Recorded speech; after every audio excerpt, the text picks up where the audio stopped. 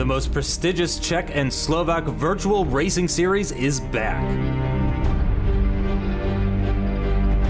The best drivers from Czechia and Slovakia, competing in 12 races on iRacing.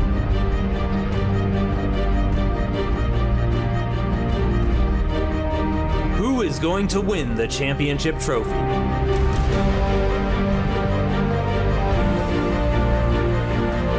That's Mercedes-Benz Virtual GP 2021.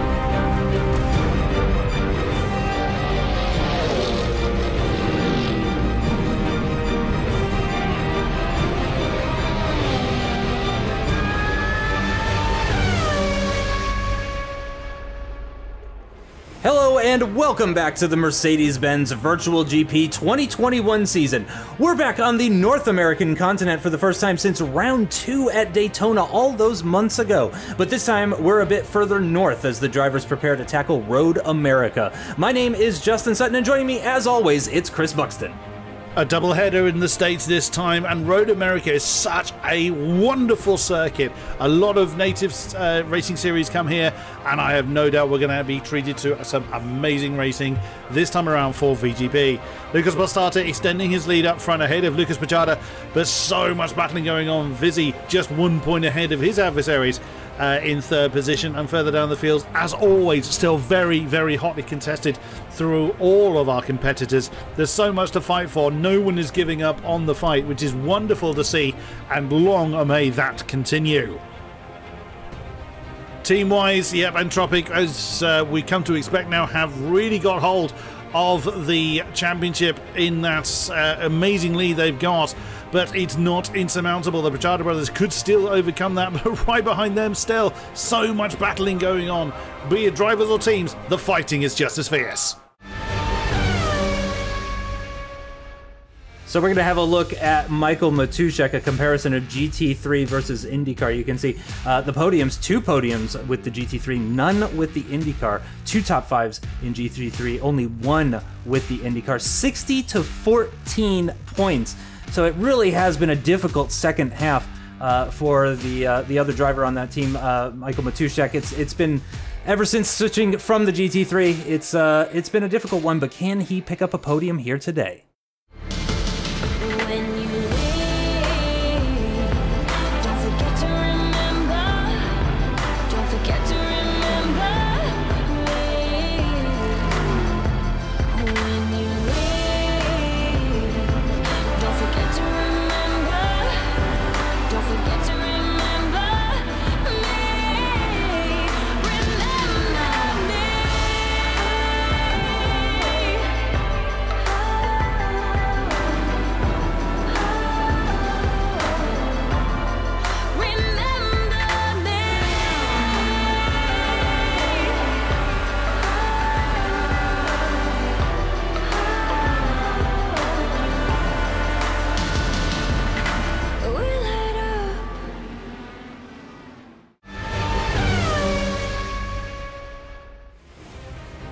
So as always, it is lovely temperatures for racing in America. So 26 degrees air temperature, 41 degrees track.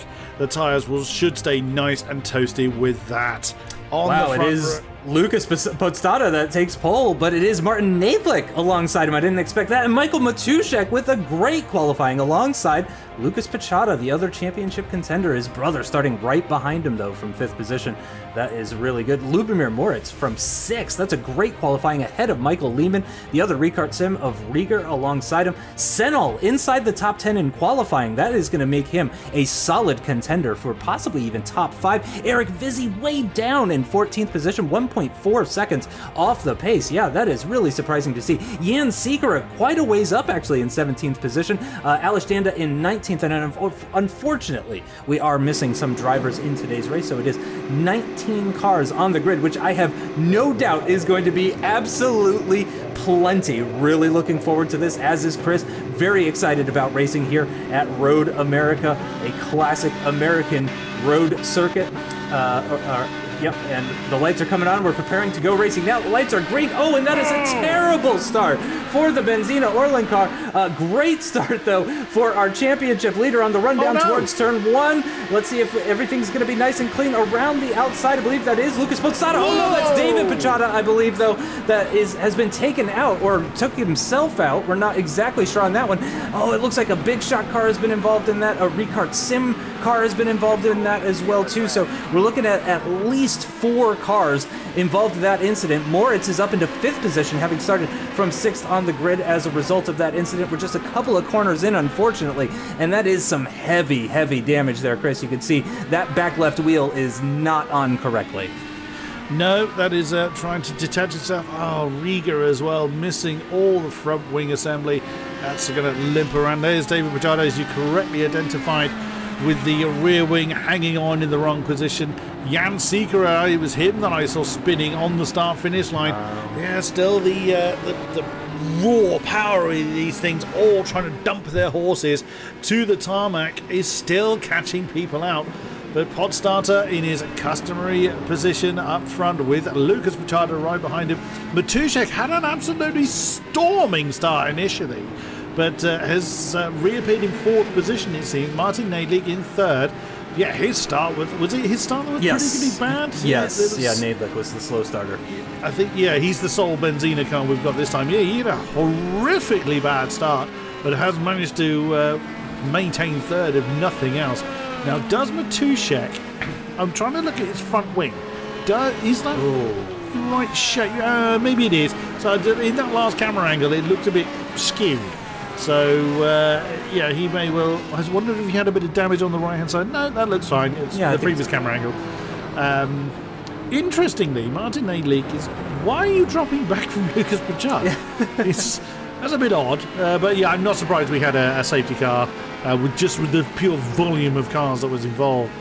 Michael Lehman. Oh, such a shame. He's qualified, in the heart of the midfield. But I think it was 7th. So it was around there. But Aleš Danda...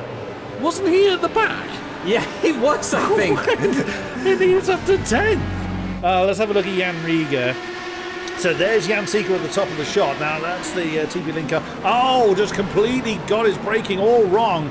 Or either that or David Pichata was a bit earlier on the brakes than he was expecting. Just ploughed into the back of his competitor. And there is David Pichata making it back to the pits. Well, I mean...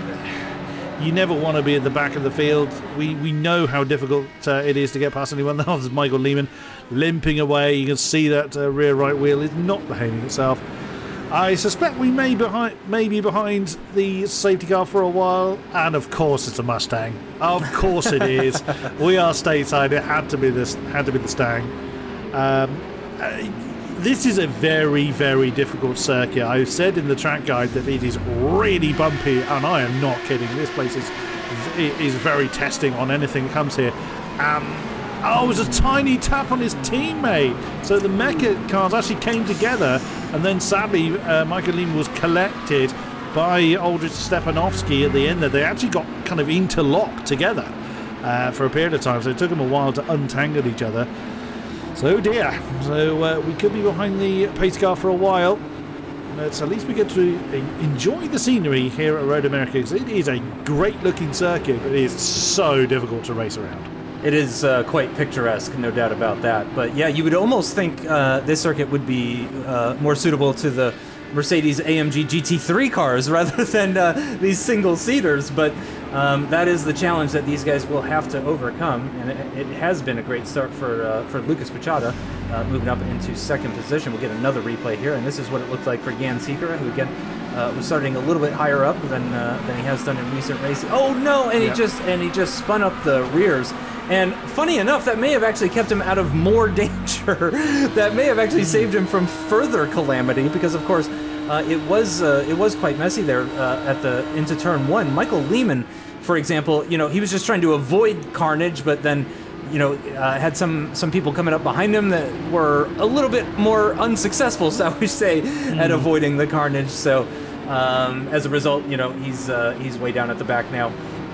But yeah, none of that was anybody's major mistake necessarily. Certainly, if there were any sort of issues that would require a penalty or anything like that, the stewards would look into that. And they would be on top of that pretty quickly. So I expect just multiple racing incidents, really, on that one is to blame. But yeah, it's good news for Entropic. It's good news for Lucas Pichota, anyway, for one of the Pichota brothers. Unfortunately, David Pichota, with one of his best qualifying results in a while, actually. I can't remember exactly where he qualified. Here we go, David Pichota. David Pichota was 5th, I believe. Yeah, 5th last time, but 19th before that, 4th, 3rd, 6th, 11th. Yeah, it's been a bit of an up and down season for him. But 5th is definitely kind of, I would say, on par, a little bit better than par for David Pichota so far this season. So I'm sure he was really looking forward to converting that good starting position into some good solid points, and unfortunately, that's going to be a lot harder from 15th. Somewhat, yeah, and sadly it was Jan Rieger's mistake that sent David Pichota off the road, as we will have another lap at least behind the pace car as Martin Krejcir is in. I wonder what happened to him. I love the fact that fastest lap still counted behind the safety car. Now, several people have decided to come in. I wonder if they're just doing their pit stop now. It's an interesting tactic. You'll lose obviously less time overall, but your tyres have got to go that much further. But they're going onto the hard tyres, it looks like.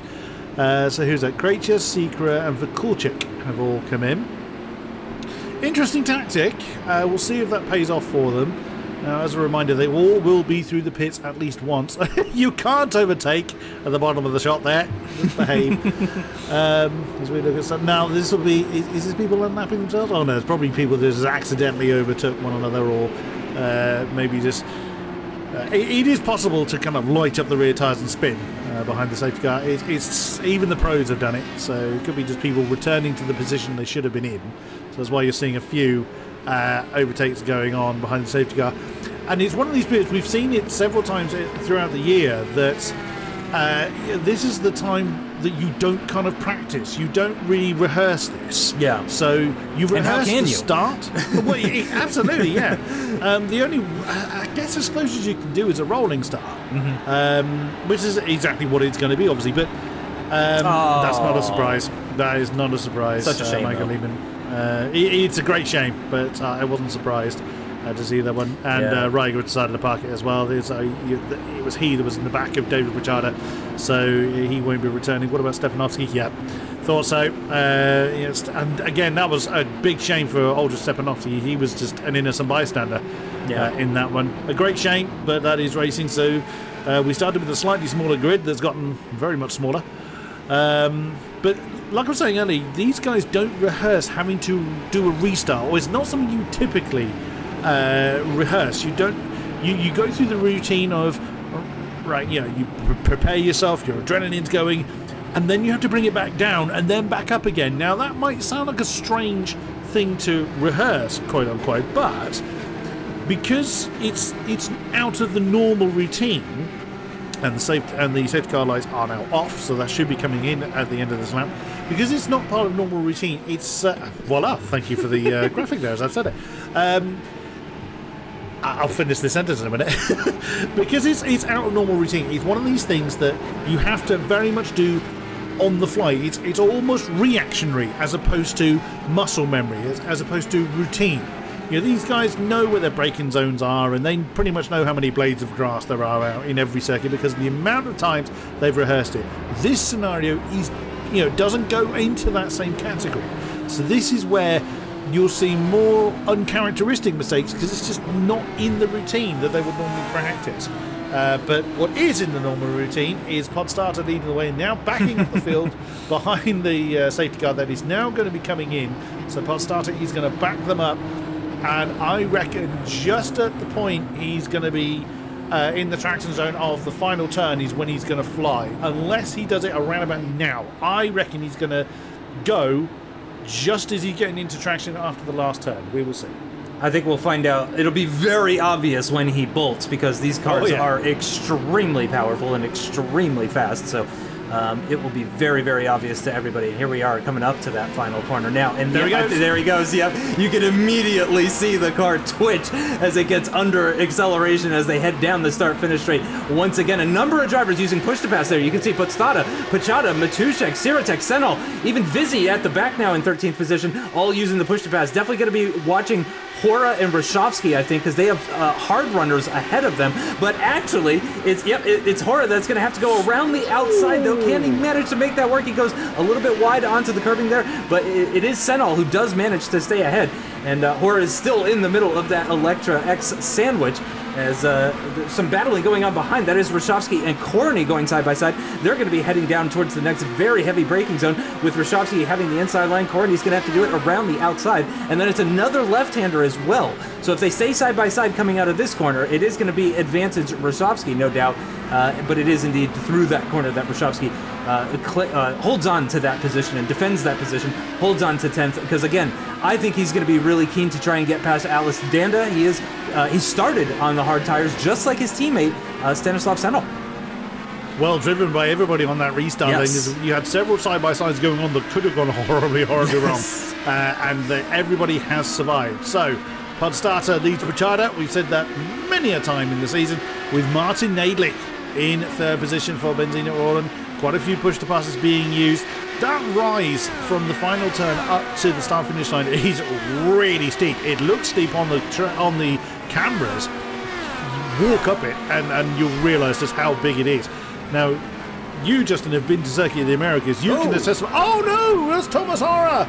Both Big Shot cars in trouble. One's already gone, and he's integrated his car into the wall. Oh, no. Is that going to be a double retirement for Big Shot? Yeah. That front wheel does not want to point in the direction that he wanted to. That is Big Shock out of it. Oh, no. That is tragic. Road America claims yet another victim. You can see some more push-to-pass being used by a number of drivers down that start-finish straight, but it is still Podstata, Pachada, Nadlik, and Matuszek leading the way. A bit of a gap now starting to form, you'll notice, between Matuszek and Moritz. So it seems that Moritz dropping off a little bit. He's now using the push-to-pass as he comes out of turn 3 on the rundown towards turn 5. Maybe to close that gap down a little bit. Maybe he was one of the drivers that didn't use it on the start-finish straight. The start-finish straight is ever so slightly longer than the straight that leads into that turn 5 that they just came out of, just so everybody knows. So, you could use push to pass at either one. I would say out of the final corner is probably going to be the best option. Let's have a quick look. Oh no, Thomas Hora was involved. Oh, he got pushed possibly just a little bit onto the grass, into the gravel, couldn't slow down enough, and just ended up in the barriers and losing that entire front nose cone. And that is exactly how the second Big Shot car exited the race quite early, still with more than 40 minutes to go. I'm not sure if that one was entirely his fault, but again, that's not for us to decide, Chris. That is up to the stewards. Yeah, it looked like he just got a little bit onto the grass, and as he hit the brakes, the car, of course, gets very unbalanced, and once he's onto the gravel, he's got no braking efficiency there at all, and into the wall he went. Podstata now beginning to give himself a bit of breathing space over Pachada, who doesn't have any breathing space at all, over Nadlik on board with the Benzina Ronan car. That's the really steep rise I was talking about earlier. It feels like a ski jump. It's really, really steep. I was comparing it to Circuit of the Americas, and I think that's actually steeper than that one is. Martin Nadlik, fastest lap of the race, nicely done. Of course, that's going to change hands many, many times over, but everybody wants to get the best drive they can out of that final turn, turn 14. Because like you said, Justin, that is the longest straight of the circuit. It's really, really long. Oh, wow, it looked like Pachada was actually sliding his way through turn 3. And you want the best drive because you're on the gas for so long. And wow, Siratex used all the way down to just 3 push-to-passes left. My goodness me, they start with 10. He's used 7. Would not even... Yeah, that's not a surprise to see either. You start with 10 of them, and he's used 7 already. We've still got 40 minutes to go. He's going to have a tough second end of the race. But also, keeping an eye on Anish Danda, was up to 8th, but Rozovsky has gotten past him. Not surprising with the tyre difference going on. I'm keeping a firm eye on him, and also Stanislav Senol, the hard tyre starters could still come good towards the end of the race. Yeah, no, I think you're exactly right about that. I think the safety car period actually benefited them more than anybody else in this race. Because they can very easily, they've gained some positions, they're higher up, and it seems that they can defend those positions as well. Stanislav Senol at the restart was in 7th position. Aleš Danda was in 9th position. They're still holding on to those positions. Rosovsky did get ahead, though, I've just noticed he did get ahead of Aleš Danda, and he's now catching up to the back of Senol, so we'll keep our eyes on that one. Ooh, and there's Thomas Corney onto the back of Aleš Danda. Again, you know, when drivers see that the car ahead is on the harder compound of tires, that is going to light up a bulb inside of their brain that tells them, I must overtake immediately, because this car is going to be slower and I'm just going to be losing time behind them. But again, I think Senol and Danda doing a great job of holding on to their position so far. The top 4 still running very close. Look at that, Chris. Less than 2 seconds between the top 4 cars. I love it. Absolutely brilliant. Yeah, Matuszek in a really strong position here. Like we saw in the graphics leading up to the race, he has had a pretty torrid run in these IndyCars, you know, in these single-seaters. So this will be really encouraging for him to be within only 2 seconds of his championship-leading teammate. So that's a good run for Matuszek. But, of course, Lucas Pichada still staring at the same rear wing he's been staring at all race long now. Well, pretty much all season long. Again, as a reminder, both the LPs have been the only winners in this season. I still find that fantastic. Your initials have to be LP if you wish to win a race here. Podstata's won 5, Pichada has won 4. It's just, again, we come back to that one race where Lucas Pichada was down in 15th at Zolder. That's the one result that's haunting him so far. That's not to say that something's not going to go disastrously wrong for Podstata in the remaining 3 rounds. It's a shame to say that. The season's been so good. Only 3 rounds, including this one left. As we're on board. Wow, on board with Senol, chasing the back of the USEC car of Siratek. Yeah, the championship is still open. It's only realistically open for a few people now, as far as the top spot's concerned. But like I said earlier, there's still plenty of fighting. Only 1 or 2 points separating quite a handful of drivers throughout the field. So as Senol, bear in mind, Senol is on the hard tyres. He's having to go at Siratek. Now those tyres should be quite significantly slower than the soft tyre shod car ahead of him. No one seems to have told Stanislav Senol that.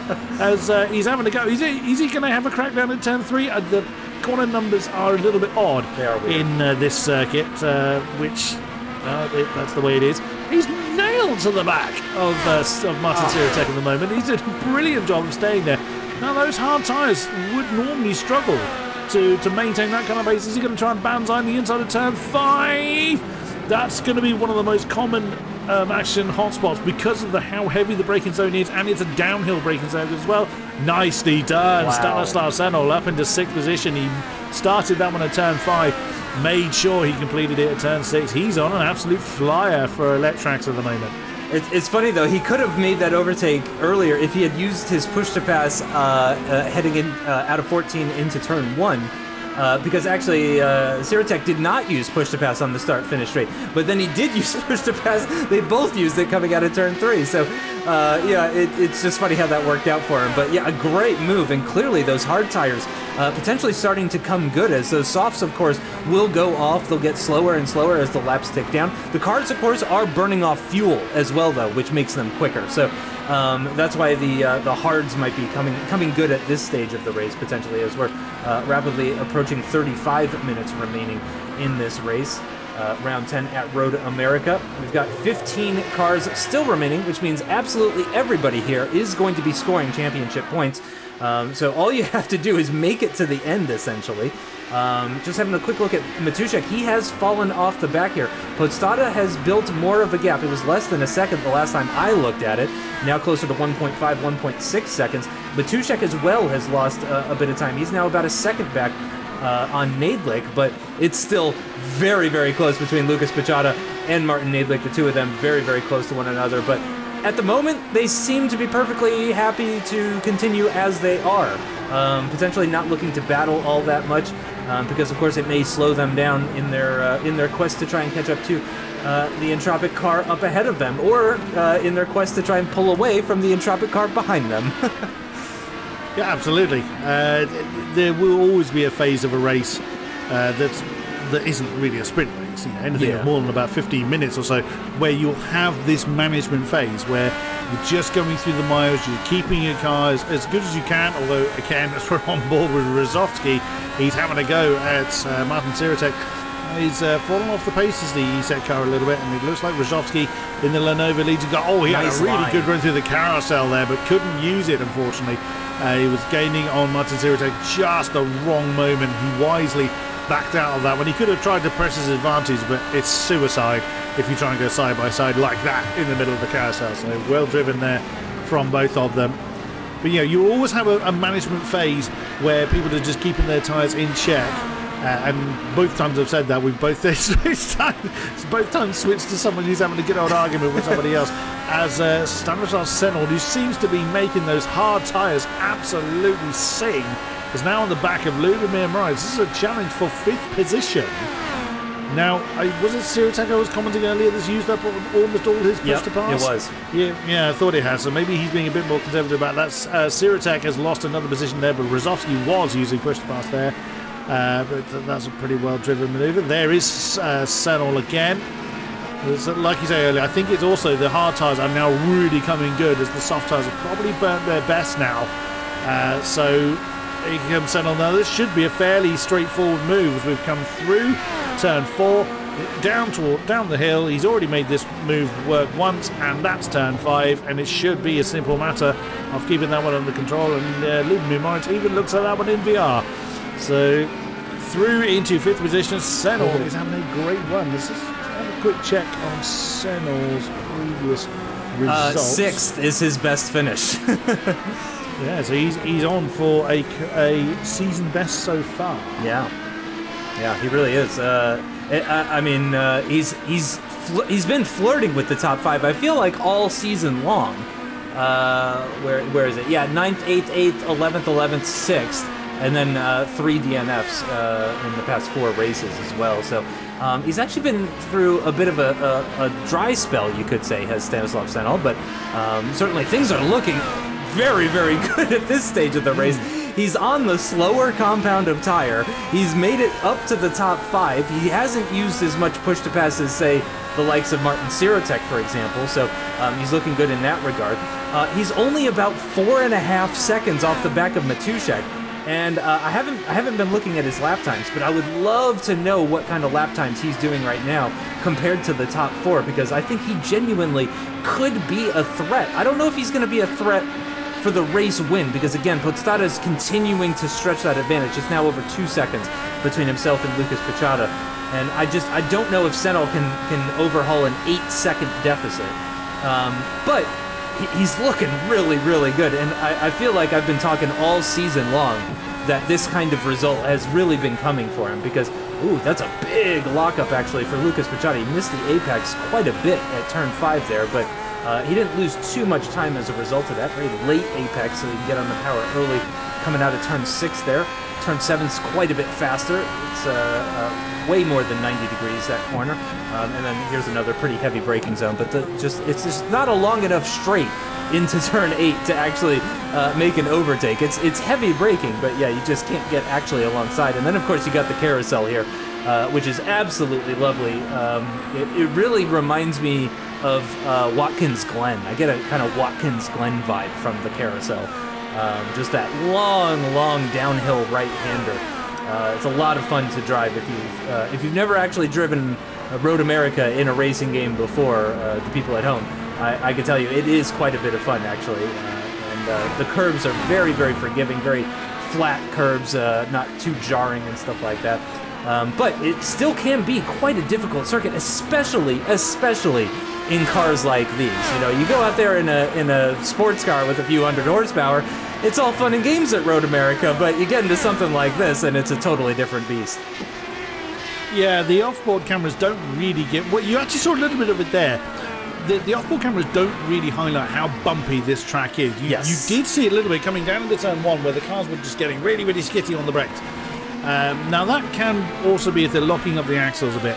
The car will do that, but that's actually just the natural lay of the land. This place is bumpy, and if you just catch those bumps wrong, you will have the car chucked off into oblivion. Which, yeah, if you're in a GT car, they'll ride the bumps out a little bit easier. These things, no. The suspension is built out of girders. You know, they're absolutely solid and very, very, very low. So every bump is basically transmitted. Okay, not quite one-to-one for a sim racing, but it's certainly in real racing terms. Whenever the likes of IndyCar come here, all the bumps are transmitted straight through the derriere of the driver, straight through the arms, into the shoulders, and usually up the spine. So they know how many bumps are there because they feel them every single time. But yeah, so in these types of cars, it can really upset them. You don't get an idea of that really from the off-board shots. It is a challenging track. I'm just trying to picture that Watkins Glen analogy. Are you talking about like just after the bus stop bit, yes, where they come down the hill? Yes. And then the next left-hander is where they go towards the boot. Yeah, I know what you're on about. Yep. Oh, Nadling has got a bit squiggly coming through that left-hander there. He did that last time around. That's where he's lost the time on Lucas Machado, and he's thrown him into the clutches of Matuszek. Lovely helicam shot there. As all three of these have come in. And Podstata. Oh, Podstata did as well. So the top four all in. That's going to hand the lead to Stanislav Sedel. Yeah. No, it won't. You know, and I was just thinking that. So I was just thinking, you know, look how much of the race the softs just did. And of course, I'm thinking Stanislav Sedel might be able to just do that early. So he's coming in already, and we'll see what he can do. A lot of cars coming in. Yeah, look at that. Corny stays out. Krejci stays out. Sikora has stayed out. Are these... Moritz has already been in. Yeah, so Krejci and Sikora have both been in already too, I think, right? Weren't they the other two that pitted for the hards during the... They may well have done, yeah. I think so, and that's really going to shake things up here, especially if they are going to the end. And that could end up hurting Lucas Podstata. Look at that. He's gained even more time in the pit stop phase. Yeah. It's now 3.5 seconds down to Lucas Podstata. Nadlik's still right behind. Matuszek right behind. I think Matuszek... No, it's about the same sort of gap. He was closing up, actually, after that minor mistake from Nadlik earlier. So it is Thomas Corney that leads the way. He's on the softs that he started on in this race, if I'm not mistaken. So he's probably going to be coming in this lap, one would assume. Well, that would indicate that those softs are dead. Yeah, it's a little bit too deep down there into turn 7 and through into the lead goes Martin Krejci. He's inherited that, but I'm sure he did enjoy that whilst he's out there. But yeah, Thomas Corney, those tyres have had it. He needs to come in and get those dealt with. That's a lagging Thomas Krejci. But yeah, so this is going to be interesting. So those early pitters, where are they then? Unfortunately, I can't remember who the early pitters were. I think Jan Sikora may have been one of them, so he could genuinely be ahead of Podstata, but that gap is going to disintegrate pretty quickly. I mean, no disrespect to Jan Sikora, who's a veteran of these parts, as we've mentioned many a time, as Martin Nadlik is having a go. Ow! Wow, that's a good effort. Wow. He's managed to make that one stick. Now that is Senol that he's just gone past, as we've got... there's our lead too. Wait, what happened to Nadlik? He was behind Podstata. He must have had an issue then, because he's behind Matuszek as well. Yeah. So he's had a problem. So, well, race lead back over to Podstata. So Jan Sikora did come in, so he wasn't going to stay out there any longer. There's Nadlik. So he's... Now, the tower... Yeah, Matuszek has already been through. Matuszek's up to third. So somewhere, Martin Lakely's had a problem as he's had to fight his way past Stanislav Senel. Yeah, he's lost about 5 or 6 seconds, it looks like, at some point in all of that. Last time was 2:16, but I think that may have been his out lap. Oh, here we go. I love it when they time it like that. Here's what's happening with Martin Nadlik. He's the middle car, the car that we're focused on right now. And he's just coming out of turn 6, I think that is. Oh! Yep. And it's so easy to do that. And I feel like, you know, these drivers, they make it look so easy, but in fact, it is extremely difficult to drive this car. on any track, at any speed, honestly. It's very, very difficult, but especially when you're at the level that these drivers are at, that Martin Navlik is at. You know, he is right on the raggedy edge. And this is Sikora just getting past... he's at the back of the Kulchik. Sorry, this is actually for position, or that was for position. And Thomas Courtney right on the back of Eric Vizzi. Vizzi is having a shocking race, it must be said.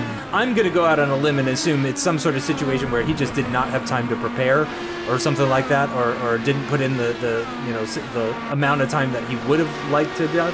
Because yeah, that's surprising for Eric Vizzi. We certainly have high standards for him, so a bit surprising to see him a little bit further down. But his teammate Roshovsky is having a pretty good race, I have to say.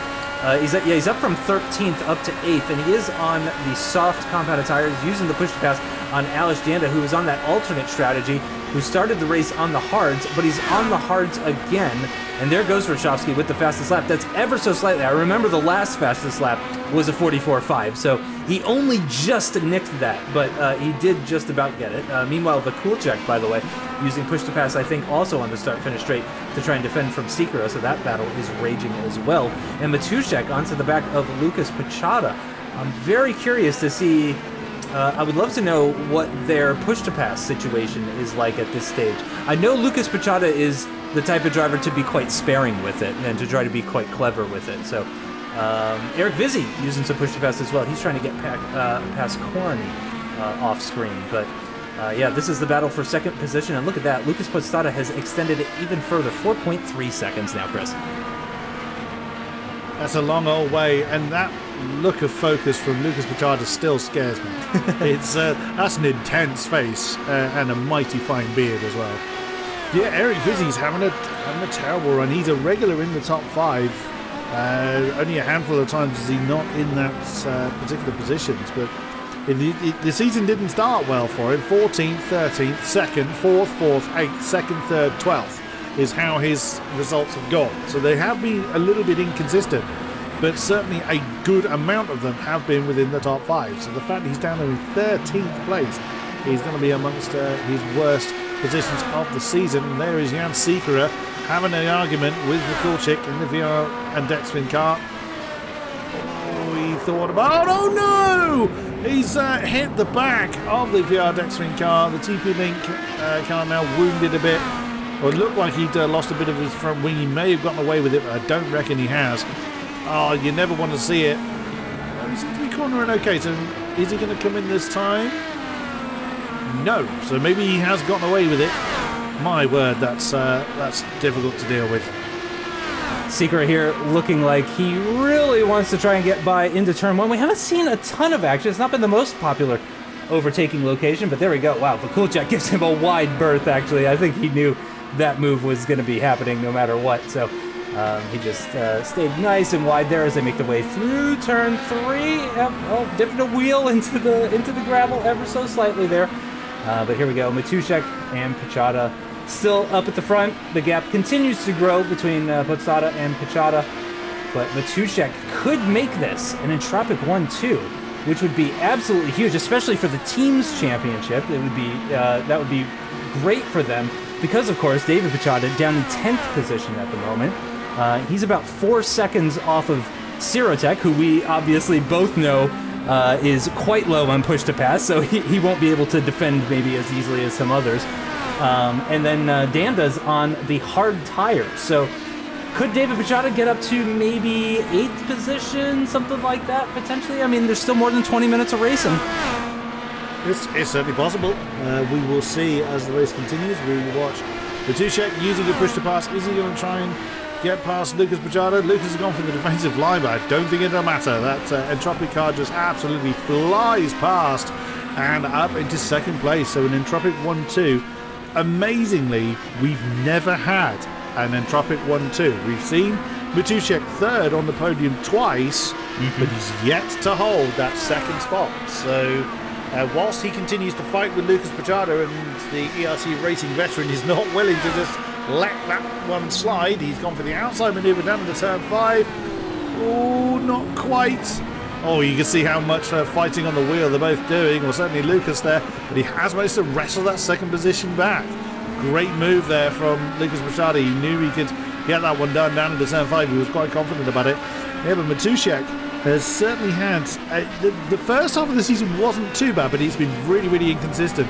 Last time out in Italy, he was 4th, so he did well there, but he was on the back of 2 DNFs. So the single-seater portion of this season has been pretty torrid. So he's really looking to score a good result here at Road America. To be fair to Matuszek, that 4th was from 20th on the grid, so it was a heck of a drive still, as they're looking to go side by side, actually, down into turn 12, but no, with the inside line, Lucas Pichota does manage to hold on to that one. It doesn't look like that was kind of a half-hearted attack, it seemed like to me. Through 13 and into the final corner, turn 14 they go.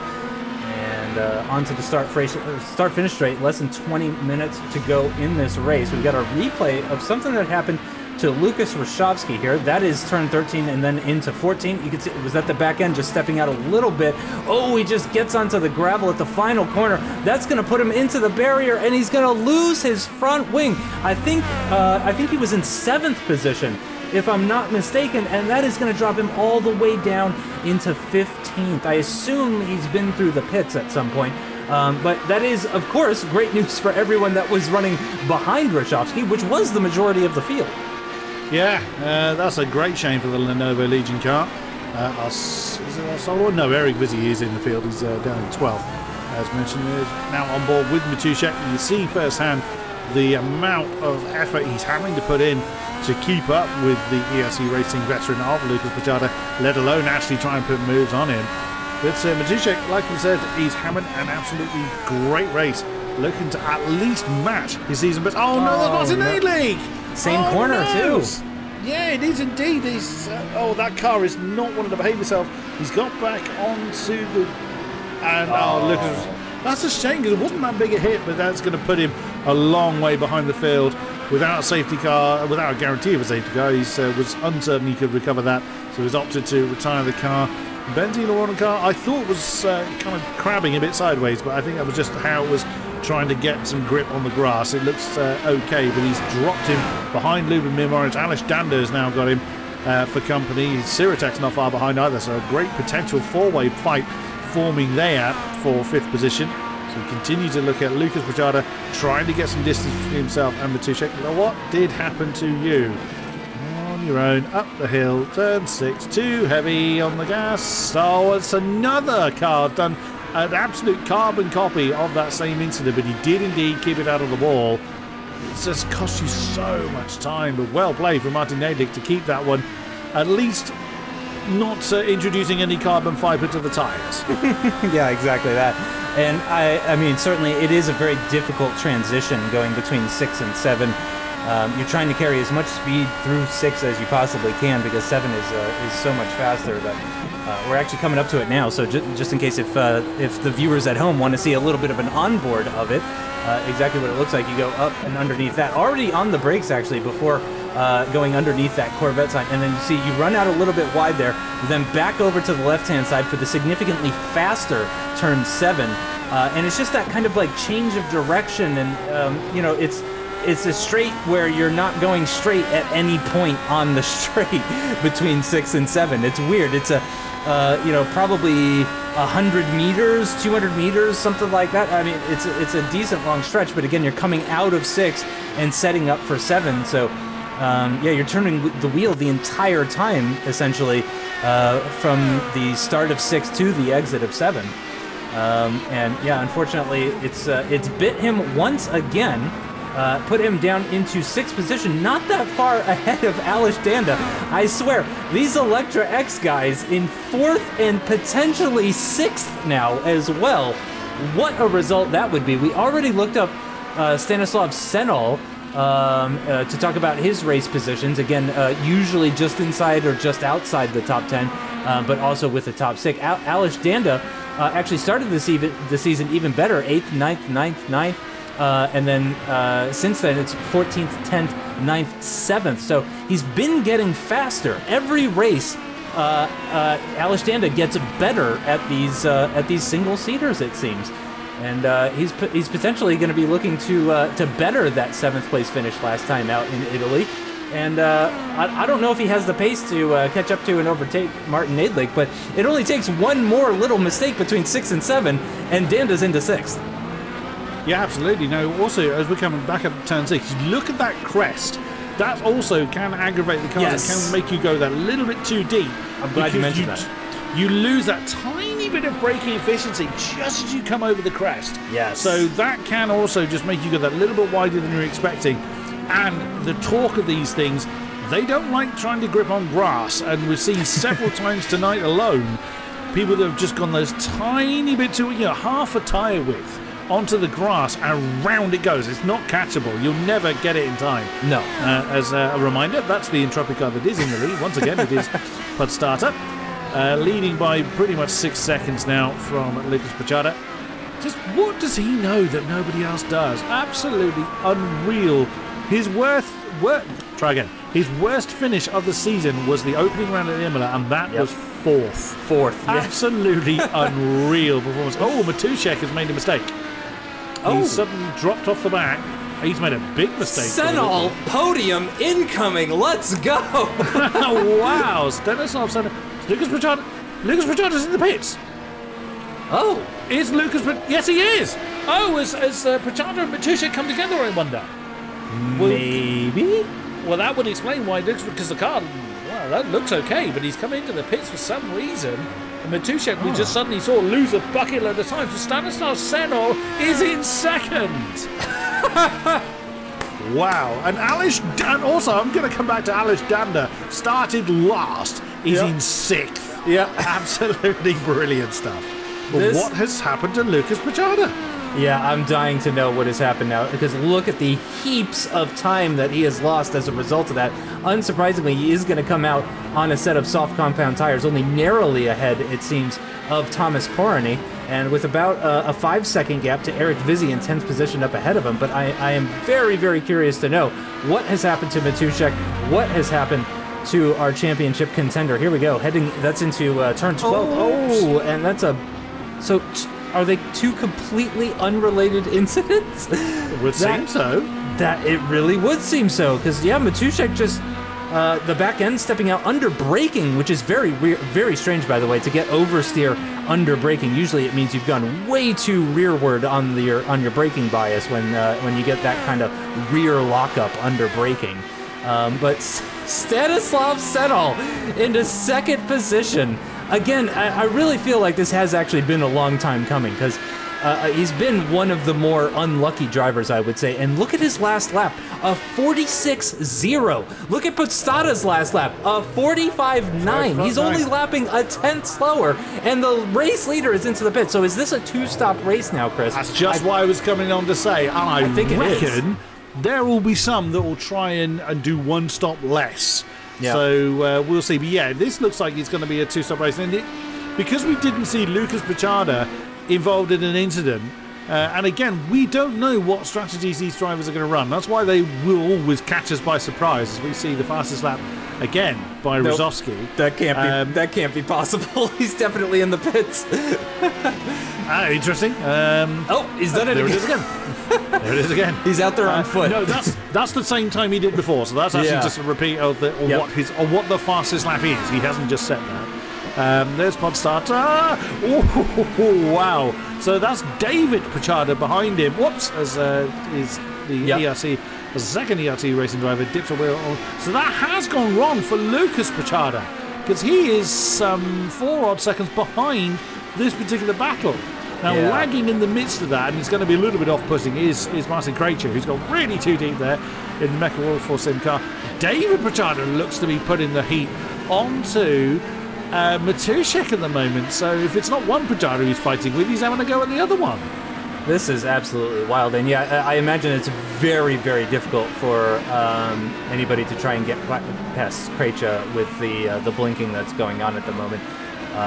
Honestly, if I were Podstata, I'd probably be complaining to race control. I'd probably be on the radio saying, get this guy out of my way. This is crazy. because yeah, that's really difficult to try and manage. As we see Lucas Pachada in the background using a bit of push to pass there, as they're on the back straight now. Where is Podstata going to go? More importantly, where is Krejci going to go? And he is under no obligation to get out of the way. It's worth pointing out this is not a blue flag situation. It's just that Krejci has only been into the pits once, whereas Podstata has been into the pits twice. Up ahead, Senol is into the pits, Nadlik is into the pits, Danda's into the pits, so is Siratek as well. I imagine Krejci may be coming in, which would release Podstata, but unfortunately, Lucas Pachada, no, and he's not, but surely he's going to get by here. He's got some push to pass, he's using that push to pass, he's going to have to go around the outside at turn 1, but surely with those fresh, soft compound tires, it's going to be quite easy, and it is. He does indeed retake the lead of this race, but it is now only 2.7 seconds down to Lucas Pachada, 2.6 seconds down to Lucas Pachada. That gap has come down significantly. Krejci, we think, is going to pit again, so that means Lucas Pachada is essentially back up into second, Matuszek into third. Senol, unfortunately, has lost out in all of that. He's now in the net fourth. Still an incredible result for Electra X, though. Am I going mad, or was Lucas Pachada not behind Matuszek not a lap ago? I think so. So it's getting weird. As Matuszek has made a mistake again somewhere. I swear that those two were the wrong way round. Yeah. Or the other way round, I should say. They were. They definitely were. So David Pachada, I think he's coming in again because he's now down into 10th position. Now, we know this is a two-stop race. Some people had already been in the pits twice. And so, yeah, the tower is going to be a little bit confused by the lagging car of Krejci, which is why you see him in the pits in the middle of the track and things like that. There is Matuszek.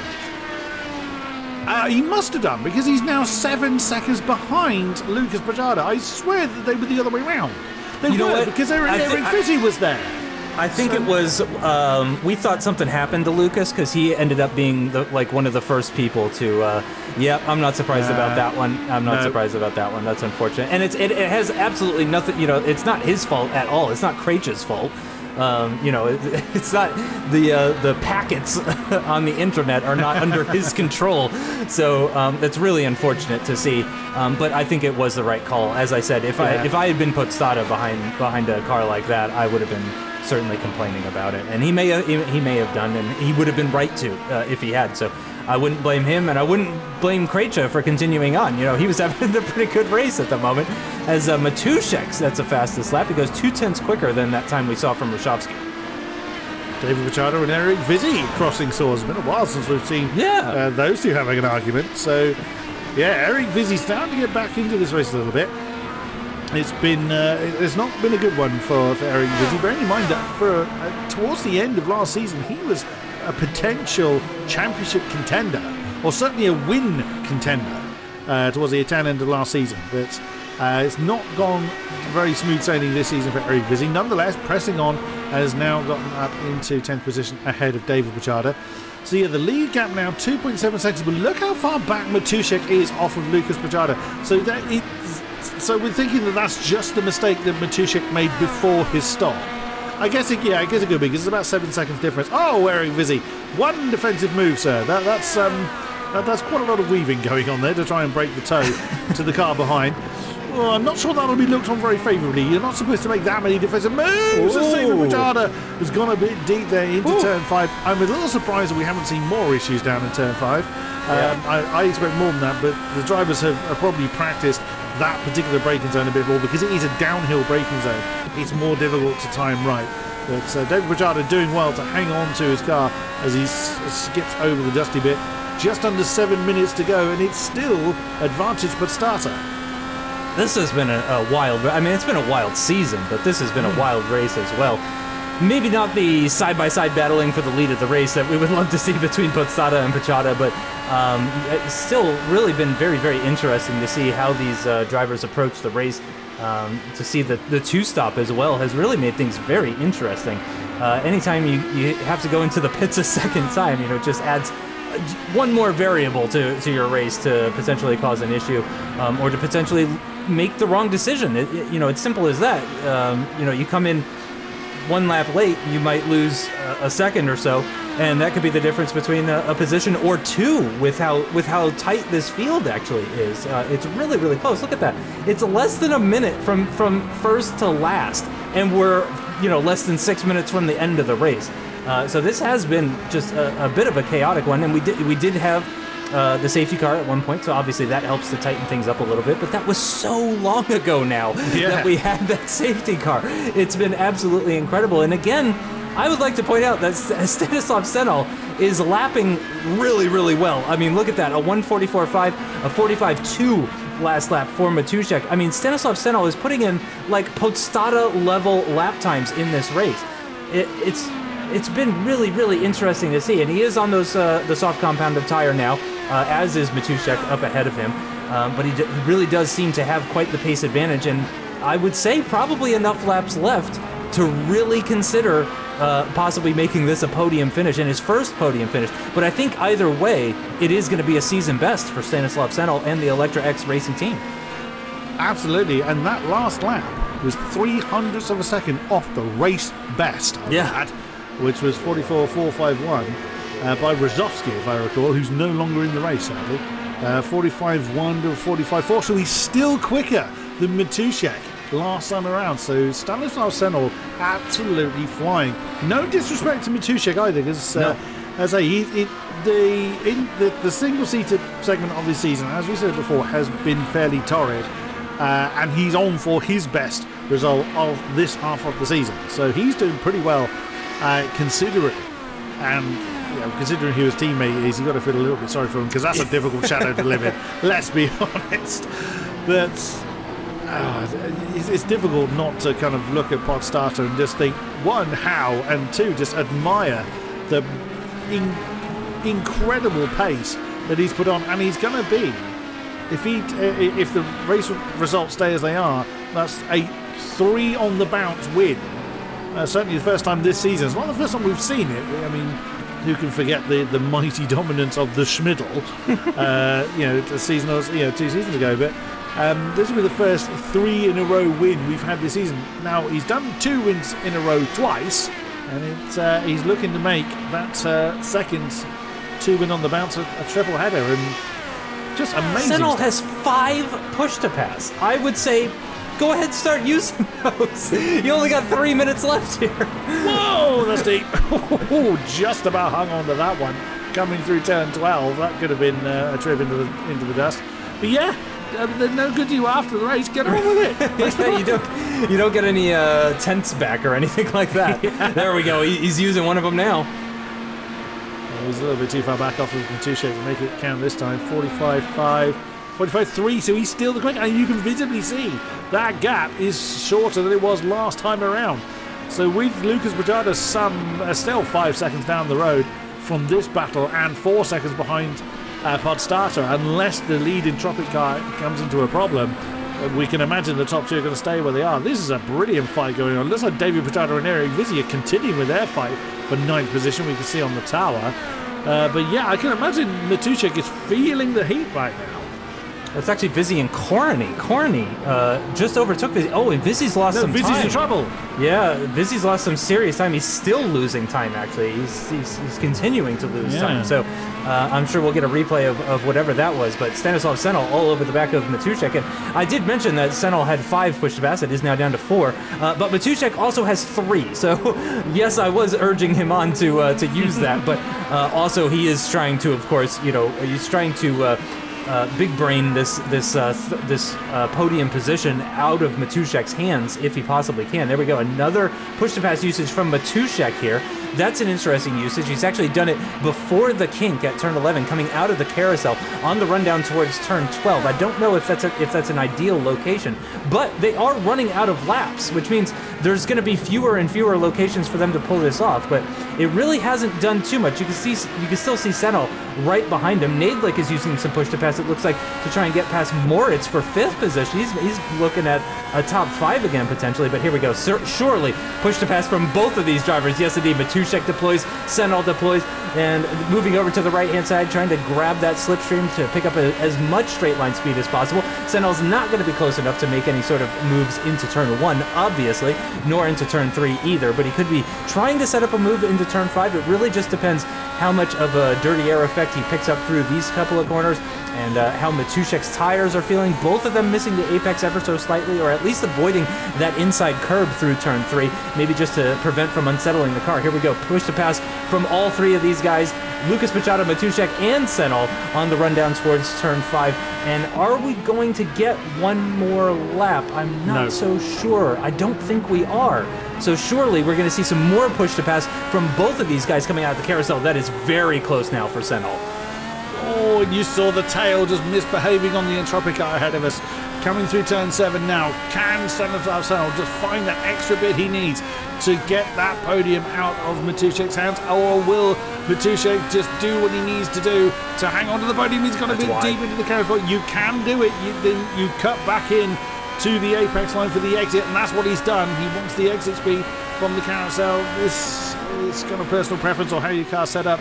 But you cannot deny the incredible performance yet again of this man. Checkered flag now out for waiting for car number 12 yet again. It's going to be 3 in a row for Lucas Podstata. Well deserved. No surprise to see him doing well, but oh, you can see he even bows. Such a gentleman, bowing for the fans at home, and it was a good race. Lucas Pichota in the end, less than 4 seconds behind. He really did keep him honest. Here we go. Senol and Matuszek are going to be nose to nose as they cross the line. Practically nothing between the pair of them as they cross the line, but Matuszek does indeed claim another podium. He denies Senol that podium, but look at this. I think Moritz is going to just about hold on with that push to pass out of the final corner.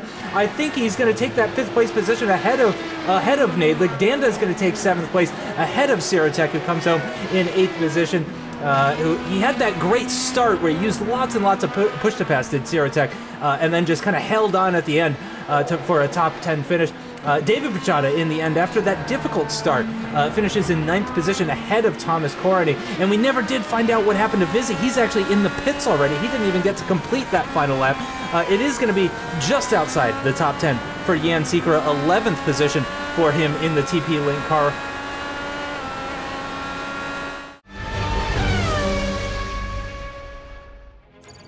Familiar names up the top. It's Lucas Podstata, Lucas Pichota, and Michael Matuszek actually rounds out the podium. So another 3rd place for him.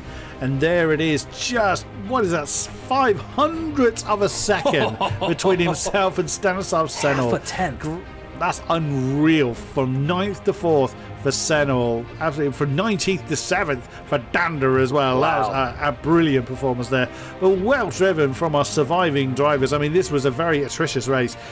A lot of people did not see the checkered flag. We didn't even, as you can see at the bottom there, we didn't have everybody with us, as is sometimes the way. Michael Matuszek actually having the fastest lap of the race. So excellent work from Entropic. Lucas Podstata still leads the championship. It is now 30 points between himself and Lucas Pichota. Martin Sirotek still holding on to that 3rd place position ahead of Eric Vizzy. It's now 4 points between the two of them. Martin Krejci in 11th position. Lubomir Moritz right behind him with 3 points, only 2 more points down to Hora, who had a really difficult day today. Korony picking up some points. And you can see now down in 22nd is Kovarik and Prohaska. So actually, and those were drivers that just weren't here today. So no surprise that they're going to be slipping down. Entropic continues to lead the way. What is that? 59 points is now the gap down to the ERT Racing Team. And ESAT still holding on to 3rd position ahead of Lenovo Legion in 4th. That is going to do it for today's broadcast at Road America. I want to say a big thank you to my co-commentator Chris Buxton for joining myself, Justin Sutton, all the viewers at home, all the drivers as well for putting on an incredible show. Big thank you to the whole VGP team. We will see you next time. Bye-bye.